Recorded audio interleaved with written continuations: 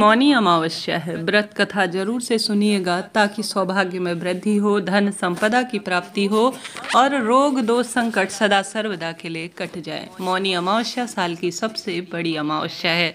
देर न करते हुए शुरू करते हैं। मेरे साथ आप सभी भी बोलिए, ओम श्री गणेशाय नमः, ओम श्री पितृदेवाय नमो नमः, श्री शिवाय नमस्तुभ्यम, ओम नमो भगवते वासुदेवाय। जय माता दी।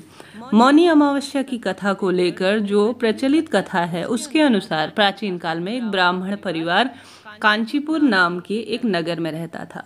पति पत्नी भक्तजनों दोनों ही महात्मा थे। बहुत प्रेम पूर्वक रहा करते थे और धर्म पूर्वक अपनी गृहस्थी को चलाया करते थे। भक्तजनों, इनका नाम देवस्वामी था और इनकी पत्नी का नाम धनवती था। इनके 7 पुत्र और एकमात्र पुत्री थी जिनका नाम गुणवती था।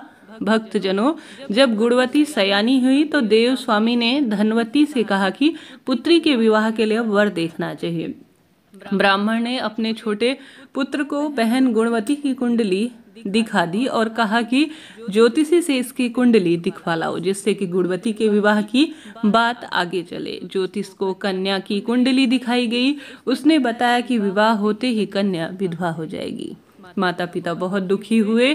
ज्योतिषी की यह बात जब ब्राह्मण परिवार को मालूम हुआ तो पूरा परिवार जो है दुख में डूब गया और ब्राह्मण जी से पूछने लगा कि कृपया इसका उपाय बताएं। ज्योतिषी ने कहा कि हे ब्राह्मण, सिंघल द्वीप में एक पतिव्रता महिला रहती है जिसका नाम सोमा धोबिन है। यदि कन्या की शादी से पहले सोमा अपने घर आकर पूजन करे और अपना विशेष रूप से आशीर्वाद दे तो यह दोष आपका दूर हो सकता है। ब्राह्मण ने अपनी पुत्री गुणवती को अपने सबसे छोटे पुत्र के साथ सिंघल द्वीप भेजा। दोनों भाई बहन सागर किनारे पहुंचे।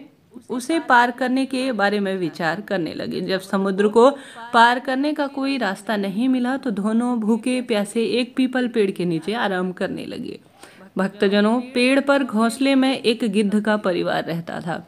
उस समय घोंसले में सिर्फ गिद्ध के बच्चे थे। वह सुबह से भाई बहनों की बातों और क्रियाकलापों को देख रहे थे। शाम के समय भक्तजनों, जब वृद्ध की माता बच्चों के लिए भोजन लेकर घोंसले में आई तो बच्चों ने पेड़ के नीचे लेटे भाई बहन की कहानी माता को बताई। उनकी बातें सुनकर गिद्ध की माता को दोनों भाई बहनों पर दया आई और बच्चों के कहने से उसने कहा कि तुम लोग अब चिंता मत करो, मैं इन्हें सागर पार करवा दूंगी। बच्चों ने माता की बातों को सुनकर खुशी खुशी भोजन ग्रहण किया। गिद्ध की माता बच्चों को भोजन करवाकर दोनों भाई बहनों के पास आई और बोली कि मैंने आपकी समस्याओं को जान लिया है। यदि आप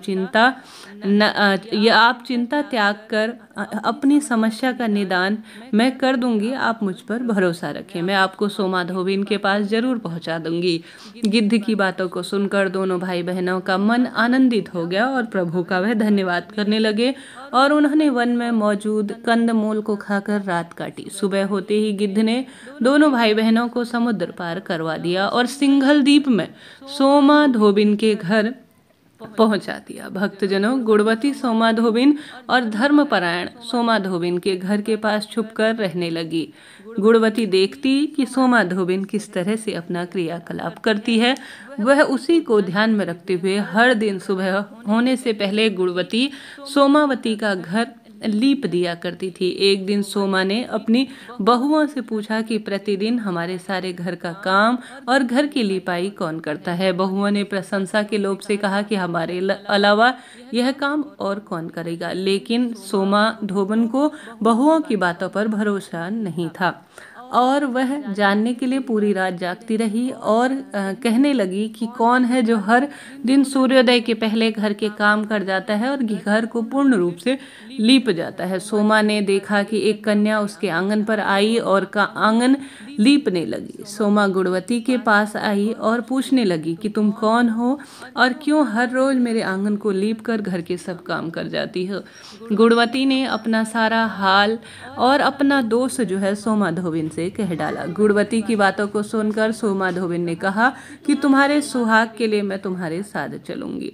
सोमा ने ब्राह्मण के घर जाकर पूजा किया। भक्तजनों, लेकिन विधि का विधान कौन टाल सकता है। गुणवती का विवाह होते ही उसके पति की मृत्यु हो गई। तब सोमा ने अपने सभी पुण्य गुणवती को दान दे दिया। सोमा के पुण्य से गुणवती का पति जीवित हो गया, लेकिन पुण्य की कमी से सोमा के पति और बेटे की मृत्यु हो गई। लेकिन सोमा धोबिन ने अपना घर छोड़कर पहले बहुओं से कह दिया कि मेरे लौटने से पहले अगर मेरे पति और बेटों को कुछ हो जाता है तो उसके शरीर को संभाल कर रखना। बहुओं ने सास की आज्ञा को पूर्ण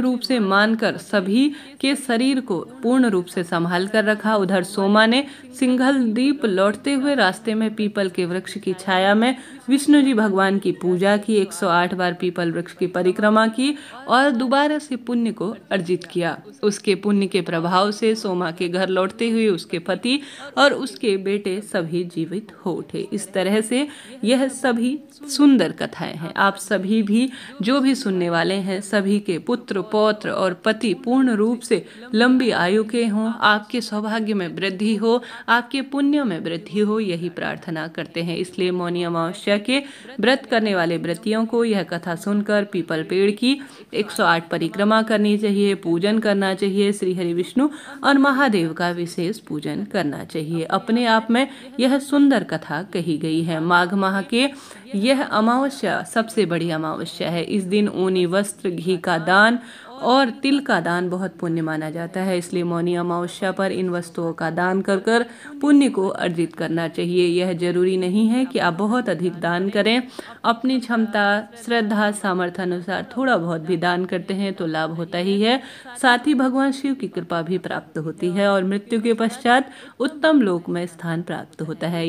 यदि व्यक्ति मुनि पद को प्राप्त करना चाहता है तो एक मान्यता के अनुसार मौनी अमावस्या के दिन मनुष्य को धरती पर लाने वाले प्रथम मुनि ऋषि का ही इस दिन जन्म हुआ था। इसी कारण से इस दिन को मौनी अमावस्या के स्वरूप में ही जाना जाता है। ऐसी मान्यता है। इस दिन विशेष तौर पर प्रभु की आराधना मौन रहकर भगवान जी से पूरे कनेक्शन के साथ, अर्थात उनके साथ संवाद हो, इस आभना से, इस भावना से जो करता है उसके भाग्य खुल जाते हैं। मौन व्रत की अपनी एक विशेष धारणा कही गई है। मौनी अमावस्या सबसे बड़ी अमावस्या है जो कि माघ कृष्ण पक्ष की चतुर्दशी के अगले दिन आता है। माघ कृष्ण पक्ष को शिव जी के विवाह और माता पार्वती के विवाह के तय दिन के स्वरूप में, अर्थात इसी दिन उनके विवाह की पूर्ण रूप से बातचीत हुई थी, इसी दिन का विवाह तय हुआ था, ऐसी भी मान्यता है। और अगले दिन माता पार्वती का जो है ऋषि मुनि और जो है सभी देवी देवताओं के इस शुभ दिन के आगमन के लिए देवी देवताओं को धन्यवाद भी किया था, ऐसी मान्यता है। भगवान विष्णु ने देवी पार्वती के भाई बनकर उनके विवाह संबंधी सभी कार्य में भाग लेना स्वीकार किया था। साथ ही इससे सबसे अलग मौनी अमावस्या की व्रत कथा यह भी है कि सागर मंथन के समय जब असुर अमृत कलश लेकर कुछ बूंद भाग रहे थे, तब इसमें से जो है कलश में से कुछ बूंदें छलक गई थी। यह बूंदें छलककर प्रयागराज सहित कई स्थानों पर गिरी। इसलिए मौनी अमावस्या पर प्रयागराज सहित अन्य तीर्थ स्थानों पर दान, पुण्य, पूजा पाठ का अनंत गुना फल मिलता है, शास्त्र विधान कहता है। मौनी अमावस्या अपने नाम से ही जैसे कि मौन रहकर साधना का व्रत है। हम हर दिन जाने कितने अनजान बार बोलते हैं, बातें करते हैं, किसी न किसी स्वरूप में मन आहत होता है और अपनी कही बातों के बाद हम अफसोस भी करते हैं। इसलिए साधना के लिए भगवान जी से हमारा कनेक्शन हो, इसके लिए मौन परम आवश्यक है। गृहस्थ जन हमेशा मौन व्रत नहीं रख सकते, इसलिए एक दिन निर्धारित किया गया है जिसमें गृहस्थों को आत्मशुद्धि के लिए मौन व्रत का संकल्प लेना चाहिए। मौनी अमावस्या पर संभव हो तो पूरे दिन मौन व्रत करें, नहीं तो मानसिक रूप से भगवान शिव का ध्यान, पूजन और कुछ समय के लिए मौन रहना जरूर से चाहिए। साथ ही स्नान करने से पहले मौन धारण कर भगवान जी की पूजा विशेष तौर पर मौनी अमावस्या के दिन करनी चाहिए। 9 फरवरी के दिन शुक्रवार को मौनी अमावस्या का पावन पवित्र दिन हो रहा है। आप सभी ने यह कथा सुनी, नियम सुने, महत्व सुना, आपका धन्यवाद। भगवान जी आपके परिवार में खुशियां बनाए रहे, यही प्रार्थना करते हैं। श्री शिवाय नमः।